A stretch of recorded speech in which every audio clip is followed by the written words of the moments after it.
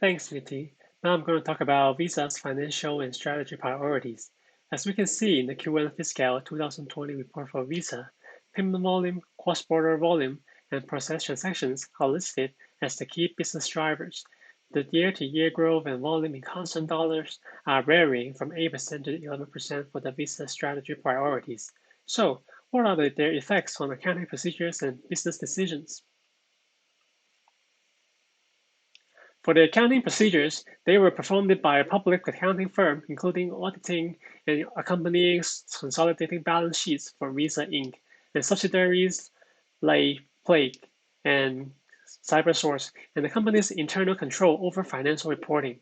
Under the standard public company accounting oversight board in the US, the accounting firm will perform the procedures to assess the risk of materials the statements of the consolidated financial statement and these conducts are dependent of the company's financial and strategy priorities. As for the Visa's business decisions, they were affected in ways like the acquisition behaviors. Visa acquired Play on February 2020, acquired Earthport on July 2019, and etc. to create new payment flow actively. Take Earthport as an example. It provides cross-border payment services to banks, money transfer service providers, and business via one of the world's largest independent ACH networks.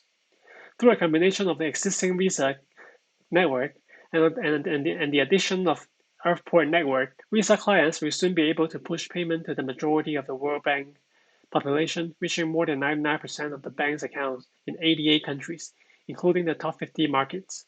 As many partnerships with worldwide leaders like Accor and CyberSource greatly improve the brand reputation and enable payment capacities. The revenues of visas are dependent on the volume and numbers of payment transactions made by consumers, governments, and business. There are revenues from the service provided to their customer, payment platform revenues, international transaction revenues, and others.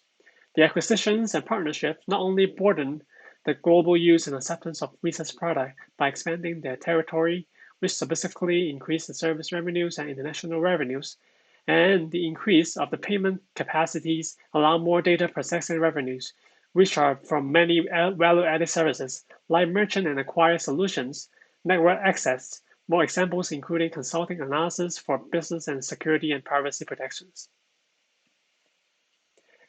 As a global payment technology company, Visa managed risk as many areas like regulatory risk, business risk, and market risk. Business risk can be reflected in the overall payment network. Business and market risk can be reflected by Visa's market share worldwide, which we will be discussing in later sections. Let's talk more about on regulatory risk. It includes government-imposed restrictions on payment systems. Like in Russia, legislation effectively prevents Visa from processing domestic transactions, and the central bank controlled national payment card systems is the only entity allowed to process domestically.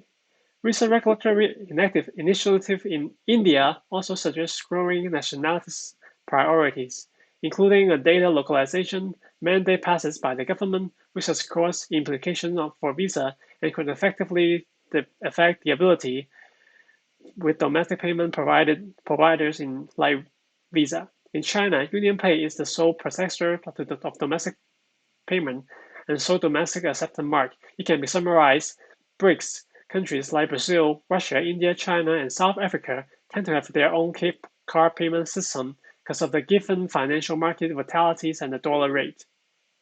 Due to the inability to manage the end-to-end processing transactions for cards in certain countries, Visa depends on their close working relationship with our clients, the third party, and to ensure transactions involving our products are processed effectively.